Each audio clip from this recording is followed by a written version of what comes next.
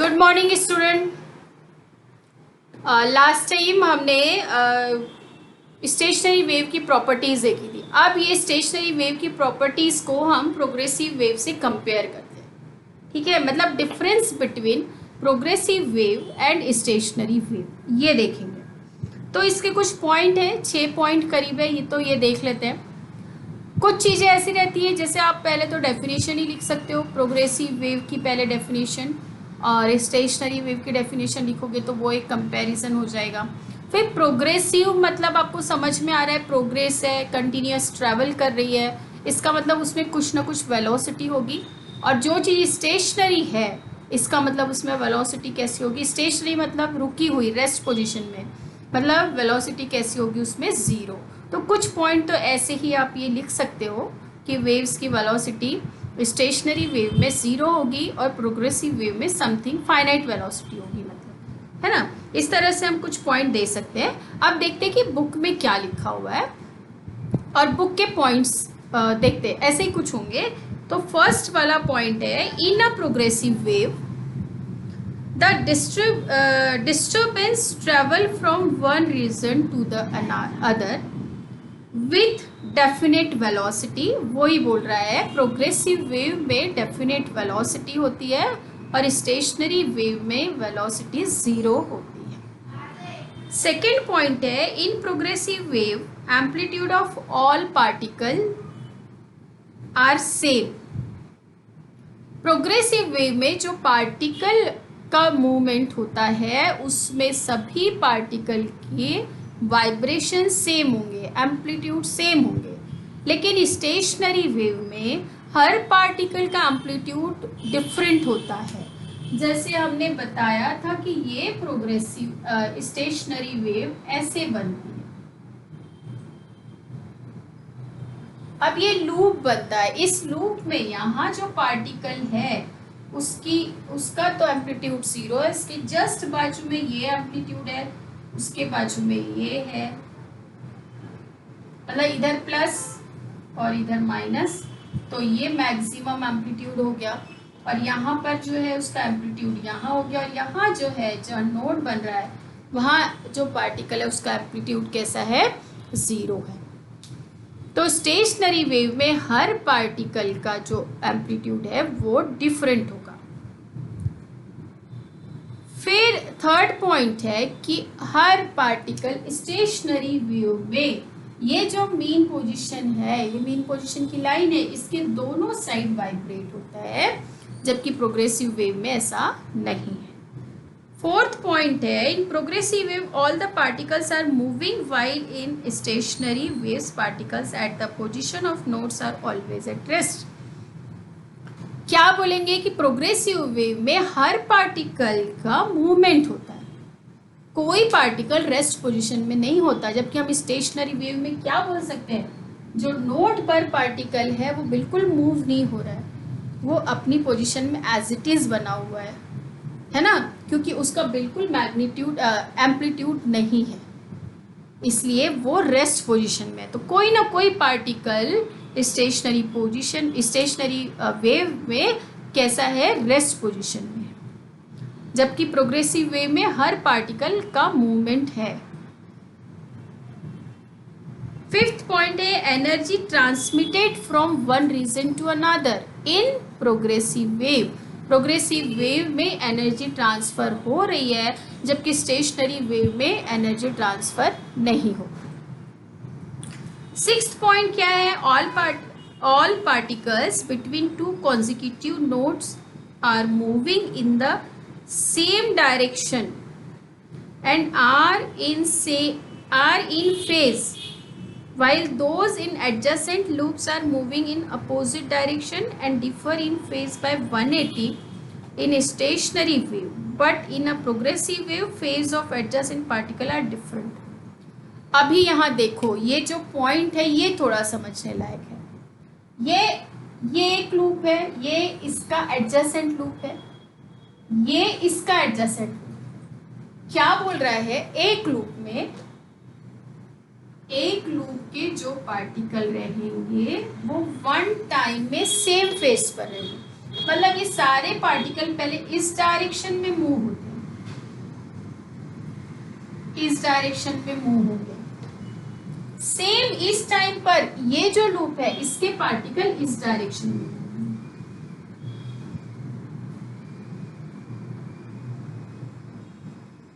और इसके इसी टाइम में इस डायरेक्शन में होंगे। तो ये एक लूप के सारे पार्टिकल सेम फेज में होते हैं, पर एडजेसेंट लूप के पार्टिकल सेम फेज में नहीं होते, अपोजिट फेज में होते हैं। किसमें? स्टेशनरी वेव में। जबकि प्रोग्रेसिव वेव में हर पार्टिकल अपोजिट फेज में होगा। ये पार्टिकल इधर तो दूसरा इधर, तीसरा इधर तो चौथा इधर, ऐसा रहेगा। किसमें? प्रोग्रेसिव में। जबकि स्टेशनरी में एक लूप के पार्टिकल एक फेज में। इसका एडजेसेंट लूप ये हुआ, इसके सारे पार्टिकल रहेंगे एक फेज में, लेकिन जो पहले वाले लूप के पार्टिकल है उससे अपोजिट फेज में रहेंगे। ठीक है, अब ये लूप इसका एडजेसेंट है तो इसके सारे पार्टिकल इस फेज में है, तो ये इसके बाजू वाले जो लूप है इसके सारे पार्टिकल्स है सेम फेज में पर इसके अपोजिट फेज में। ठीक है, ये है लास्ट वाले पॉइंट का मीनिंग। समझ में आया? तो ये जो 6 पॉइंट है ये डिफरेंस है किसमें? प्रोग्रेसिव वेव और स्टेशनरी वेव में। और अच्छे से रीड करना है इनको। ठीक है, फिर इसके बाद आता है फ्री एंड फोर्स्ड वाइब्रेशन।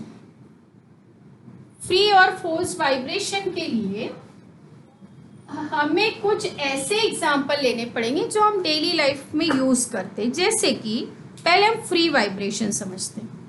क्या समझेंगे पहले? फ्री वाइब्रेशन क्या होता है।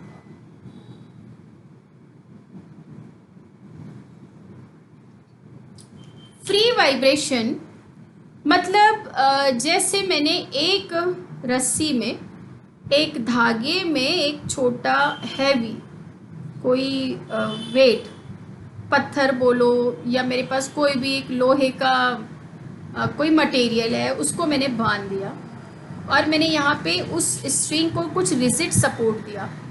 ठीक है, और वो जो बॉब है या कुछ लोहे का मटेरियल है उसको मैंने वन साइड ले जा कर के थोड़े दूर पर रिलीज कर दिया।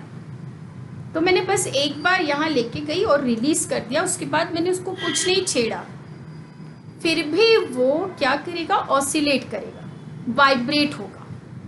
ठीक है, तो अब मेरे रिलीज करने के बाद वो एकदम कॉन्स्टेंटली वाइब्रेट होता रहेगा। तो वो जो वाइब्रेशन होंगे वो उसके फ्री वाइब्रेशन होंगे, क्योंकि उस समय और कोई उस पर फोर्स अप्लाई नहीं कर रहा है और वो अपनी फ्रीक्वेंसी से वाइब्रेट हो रहा है। ये हो गए फ्री वाइब्रेशन। एक और एग्जांपल लेते हैं, जैसे आप झूला झूलते हो। वो जो झूला झूलते हैं एक साइड अपन ले जा करके छोड़ देता है कोई, या अपन पैर से ताकत लगाते हैं तो पीछे ढकेलते हैं, फिर वो झूला चलने लगता है दोनों साइड, फिर हम ऊपर पैर करके बैठ जाते हैं और फिर झूला अपने आप झूलते रहता है ना। तो एक बार जब हमने उसको फोर्स लगा करके, एनर्जी लगा करके छोड़ दिया और उसके बाद जो झूला अपने आप मूव होते रहता है, तो उस समय जो वाइब्रेशन रहेंगे वो उसके फ्री वाइब्रेशन होंगे, और उस समय जो उसकी फ्रीक्वेंसी होगी उसको हम बोलेंगे उस स्विंग की उस समय की नेचुरल फ्रीक्वेंसी बोलेंगे। ठीक है, ऐसे ही पेंडुलम या कोई भी चीज ऐसी ले लो जो वाइब्रेट होती है।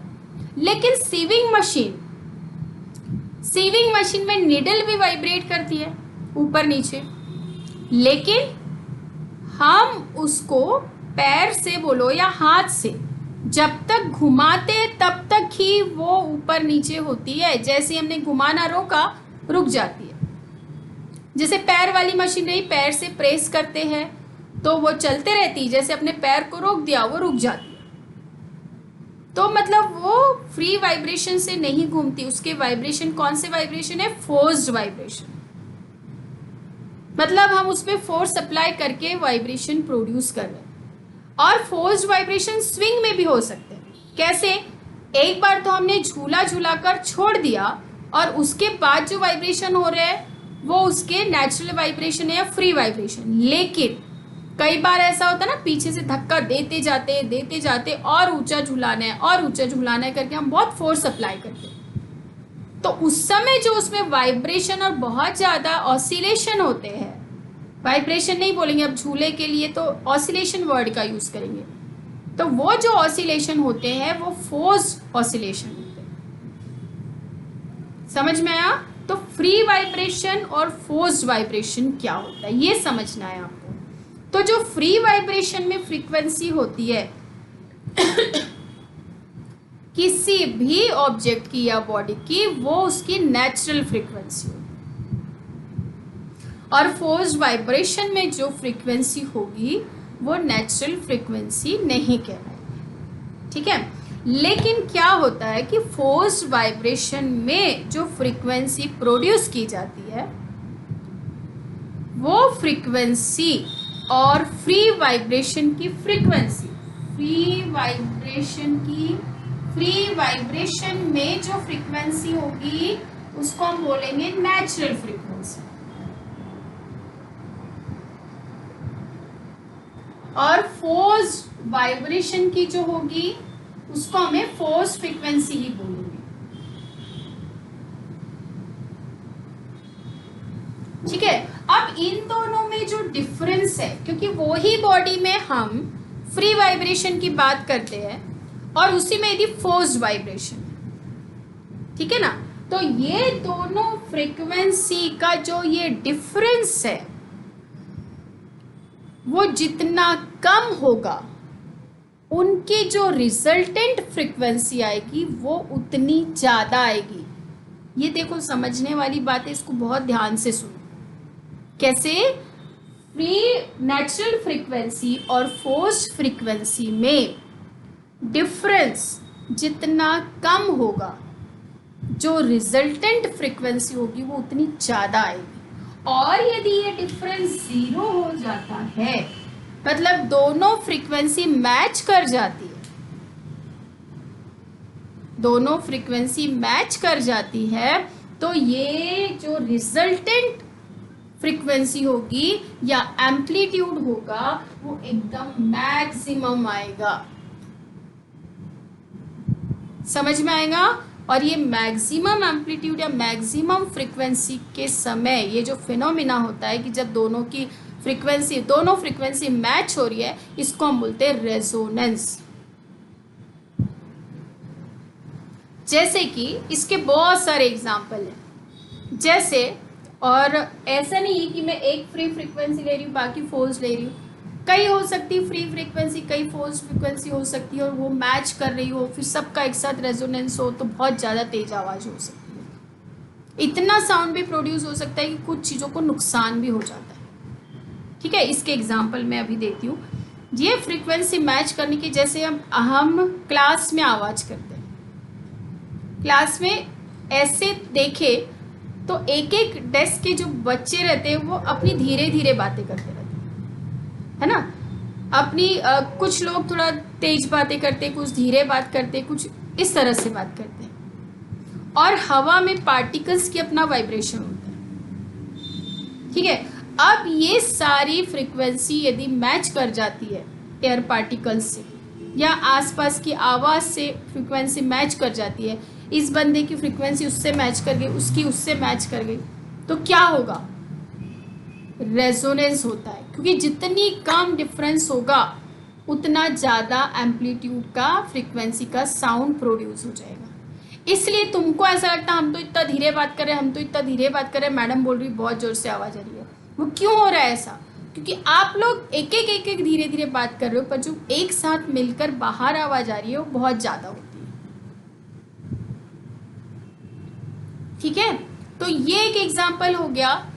दूसरा एग्जाम्पल हम ऐसा ले सकते हैं कि एक ये सुना होगा आपने कि जब आर्मी में ब्रिज से चलते हैं तो उनको मार्च पास्ट करते हुए चलने मना किया जाता है, उनको बोल दिया जाता है कि सिंपल वे में चलो। अब सिंपल वे में चलते हैं, जब तो किसी का पैर कभी भी कहीं पे भी पड़ता है तो मतलब सेम फ्रीक्वेंसी नहीं होती है, और जब मार्च पास्ट करते हैं तो सबका पैर एक साथ पड़ता है।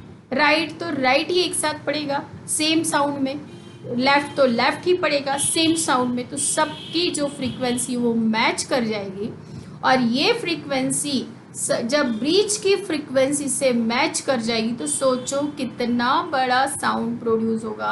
और उस ये इतना ज़्यादा एनर्जी होती है साउंड की कि ब्रिज भी कोलैप्स हो सकता है, क्योंकि है तो एनर्जी, साउंड भी क्या है तो एनर्जी, है ना। और एक एग्जांपल हो सकता है, जैसे हम तालियां बजाते तो तुमने देखा कि जब सब अलग अलग अपने तरीके से तालियां बजाते हैं तो बहुत ज़्यादा आवाज़ नहीं आती, फिर भी आती है बहुत ज़्यादा, हॉल वगैरह में बहुत तालियां गूंजती है, जबकि हर बंदा इतने ज़ोर से तो ताली नहीं बजाता है, ठीक है। तो कहीं ना कहीं हर एक की तालियों का जो फ्रीक्वेंसी है एयर पार्टिकल की फ्रीक्वेंसी से मैच करती है, आपस में मैच करती है, और वो साउंड ज़्यादा हो जाता है। और अच्छे से एग्जांपल देना है तो आपकी जो नॉर्मल तालियां हैं, और एक वो ताली बजवाते हैं ना गाइड की, 1 2 1 2 3 1 2 1 2 3 4 ऐसा कुछ तो तालियां होती है, उनकी आवाज़ देखो नॉर्मल ताली से वो तालियों की आवाज़ जो एक साथ एक जैसी बजाते हो बहुत ज़्यादा होती है, बहुत ज़्यादा होती है। ये आपने भी एक्सपीरियंस किया होगा इसके पहले, यदि आप कभी स्कूल वगैरह में उस टाइप की ताली बजाए होंगे। तो ये सब क्यों होता है, उसका ज़्यादा इफेक्ट क्यों होता है, ये सब रेजोनेंस के कारण होता है, ये सब फ्रीक्वेंसी मैच करने के कारण। समझ में आया। तो ये होते हैं फ्री वाइब्रेशन और फोर्स्ड वाइब्रेशन, और फ्री वाइब्रेशन और फोर्स्ड वाइब्रेशन की फ्रीक्वेंसी मैच हो जाए तो क्या क्या हो सकता है, ये मैंने आपको बताया। और भी एग्जाम्पल होते हैं, पर इतने सारे एग्जाम्पल अभी यहाँ लेंगे तो टाइम काफ़ी हो जाएगा, ठीक है। इसके बाद हमें समझना है हार्मोनिक्स और ओवरटोन, ठीक है। जब भी हम वाइब्रेशन एयर में वाइब्रेशन सेट करते हैं तो जो पहली फ्रीक्वेंसी आती है उसकी जो नेचुरल फ्रीक्वेंसी होती है उसको हम बोलेंगे फंडामेंटल फ्रीक्वेंसी। जो हम नेचुरल फ्रीक्वेंसी की बात की ना उसको बोलेंगे फंडामेंटल फ्रीक्वेंसी। उसके बाद जो प्रोड्यूस करते जाएंगे उसको हम बोल सकते हैं, इसको बोल सकते हैं हम फर्स्ट हार्मोनिक वर्ड भी बोलेंगे। फिर इसके बाद जो फ्रीक्वेंसी प्रोड्यूस होगी N1, उसको यदि कंसीडर करें तो इसको हम फर्स्ट ओवरटोन बोल सकते हैं। मतलब नेचुरल फ्रीक्वेंसी से ऊपर वाली फ्रीक्वेंसी को हम बोलेंगे फर्स्ट ओवरटोन या सेकेंड हार्मोनिक।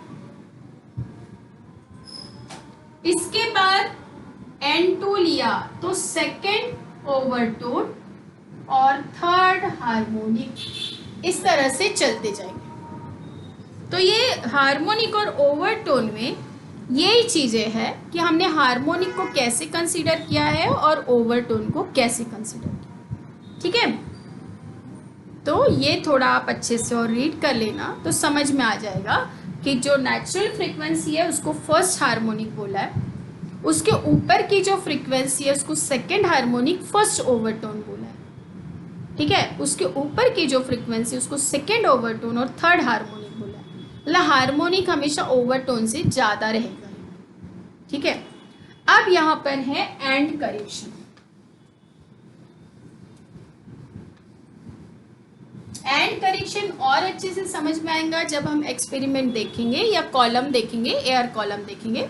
लेकिन फिर भी एक बार एंड करेक्शन यहाँ बताया है, समझाया है, तो मैं बताती हूँ आपको कि जब हम ये पाइप है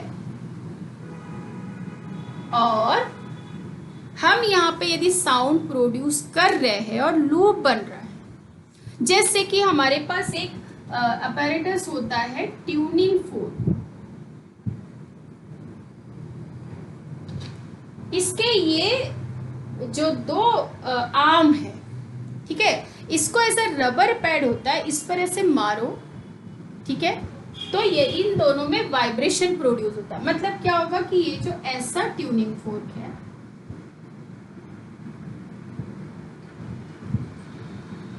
ऐसे बहुत टाइट दिखता है, लेकिन जब हम इसको ये ऐसे रबर पैड पे मारते हैं ना तो ये ऐसे वाइब्रेट होते हुए दिखता है। मतलब ये पोर्शन थोड़ा सा इधर जाएगा पहले, फिर इधर जाएगा। वैसे ये वाला जब ये इधर जाएगा तो ये इधर जाएगा और ये वाला इधर जाएगा, ऐसे।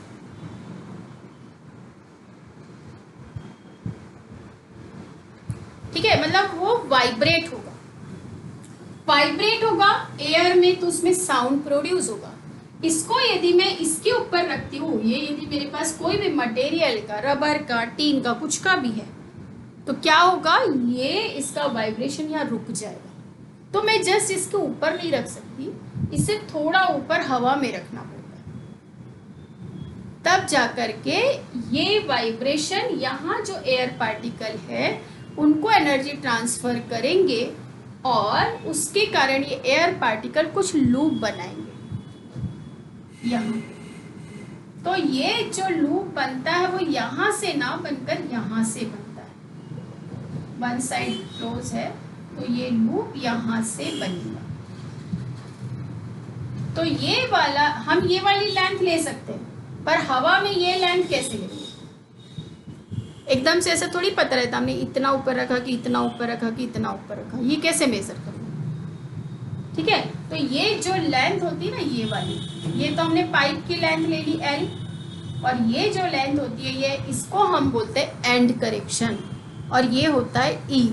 तो ये जो ओरिजिनल लेंथ होती है L, ये होती है L पाइप की लेंथ प्लस ये एंड करेक्शन, और ये एंड करेक्शन होता है, ये जो पाइप है इसकी डायामीटर D है, तो E इज इक्वल टू होता है 0.3 इंटू D। इतना ये एंड करेक्शन होता है।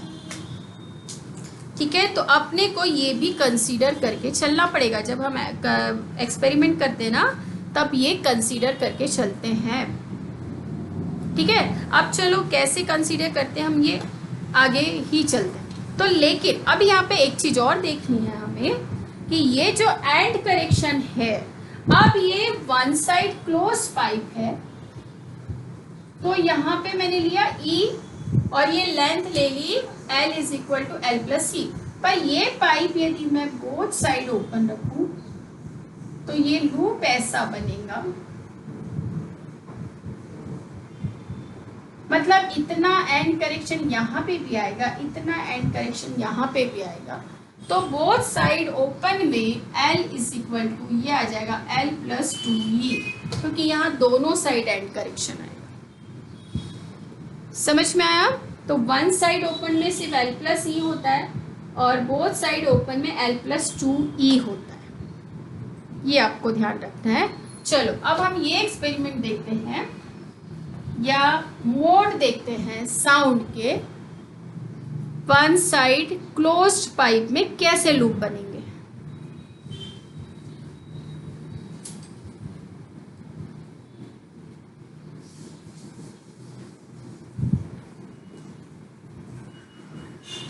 चलो इसके लिए मैं पहले ये पाइप बना ही लेती हूँ।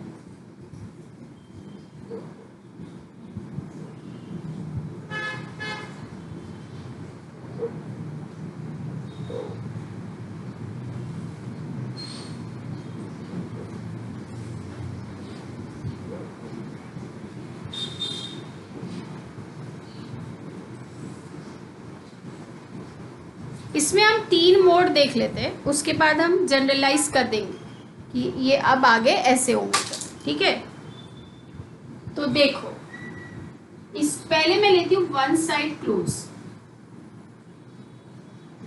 सभी की लेंथ सेम है, ये फिगर A, ये B और ये C। फिगर A से स्टार्ट करते हैं। मैंने यहाँ ट्यूनिंग फोर्क रखा, यहां से लूप बन रहा है, तो ये लूप ऐसा बनेगा, क्योंकि यहाँ क्लोज है, यहां पर आके ये रुकेगा, तो ये बन गया नोड और ये बन गया एंटी नोड। और ये जो लेंथ है ये तो हमारी थी L, स्मॉल l। ठीक है, अब ये एक एंटी नोड और एक नोड है, तो according to length of wave, मतलब वेव लेंथ के अकॉर्डिंग ये लेंथ हो गई लैम्डा बाय 4। तो L is equal to lambda by 4 हो गया। पर ये L नहीं है, ये L हमारी ये पूरी वाली L आएगी, L is equal to L plus E. तो हम ये L लेके चलेंगे, ठीक है। तो फर्स्ट मोड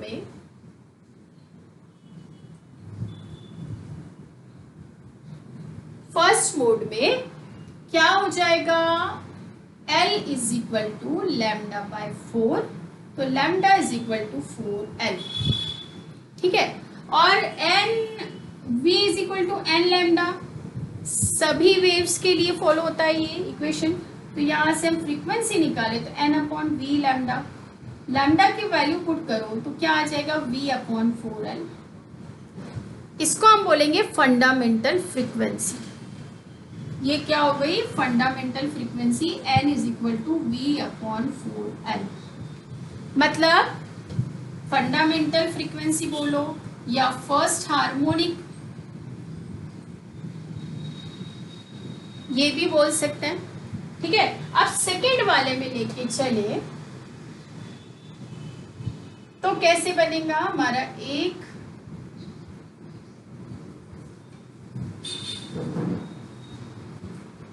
एक लूप बनेगा, ठीक है। ये एंड करेक्शन ई, ये सभी में एंड करेक्शन रहेगा। ये नोड, एंटी नोड और ये नोड, तो ये लैम्डा बाय 2, ये लैम्डा बाय 4, तो कितना आ गया 3 लैम्डा बाय 4, ठीक है। या ये ले लो ना, ये लैम्डा बाय 4, फिर ये नोड, तो ये लैम्डा बाय 4, ये लैम्डा बाय 4, तो 3 लैम्डा बाय 4, ठीक है। तो कितना हो गया ये, from figure b L is equal to 3 lambda by 4, तो lambda is equal to 4L by 3। ये वैल्यू वापस इसमें पुट करो तो n is equal to v upon lambda, तो v is equal to v upon lambda की value put करो 4L into ये ऊपर चला जाएगा 3, तो ये हो गया 3।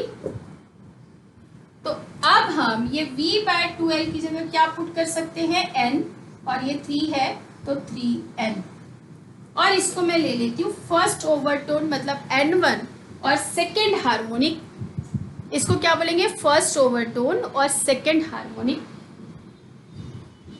समझ में आया। अब तीसरे, यदि मैं थर्ड डायग्राम में जाती हूँ, मैं थर्ड मोड में जाती हूँ, तो ये बनेगा हमारा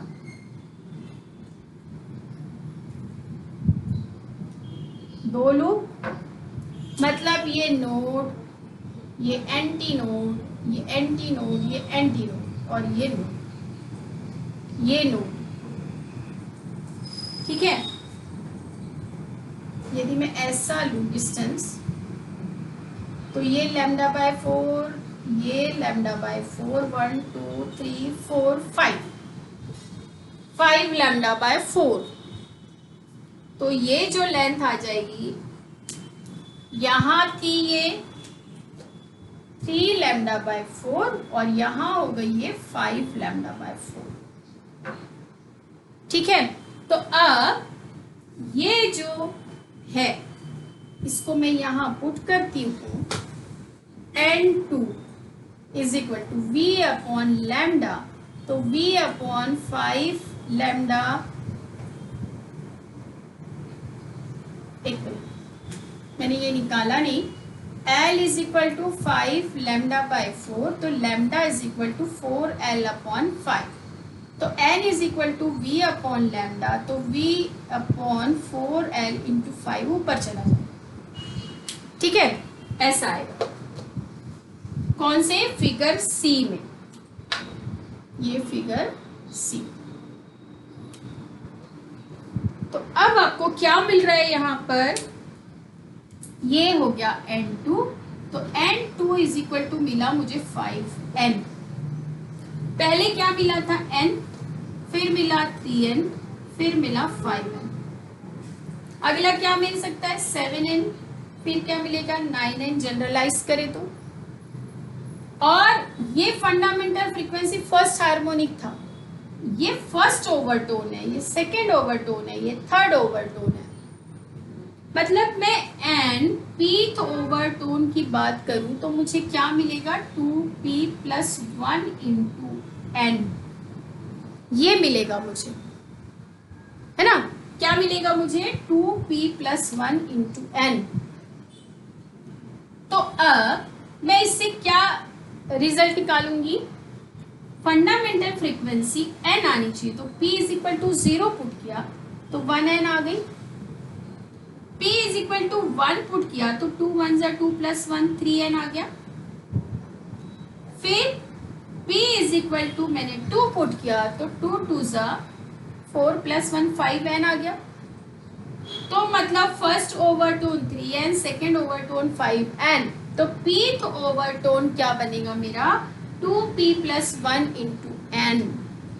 ये पीथ ओवरटोन की फ्रीक्वेंसी आ गई। तो आप यहाँ पे एक और क्या कंक्लूजन निकालते हो, यदि इसको 1n कंसीडर करूं मैं, तो वन साइड क्लोज्ड पाइप या वन साइड ओपन बोलो या वन साइड क्लोज्ड पाइप में क्या बनते हैं, ऑड हार्मोनिक्स बनते हैं। ठीक है, यहाँ पे 1n है, 3n है, फर्स्ट हार्मोनिक है, सेकेंड हार्मोनिक, तो कैसे बन रही है, ऑड। तो ये इसका कंक्लूजन है, ये इसका रिजल्ट है कि यहाँ पर ऑड हार्मोनिक बनते हैं। ठीक है, तो आज हम यहाँ पर क्लास रोकते हैं और नेक्स्ट क्लास में ओपन पाइप के लिए हम ये ही रिजल्ट देखेंगे कि कैसे हार्मोनिक और कैसे ओवरटोन बनते हैं। ठीक है, चलो बाय।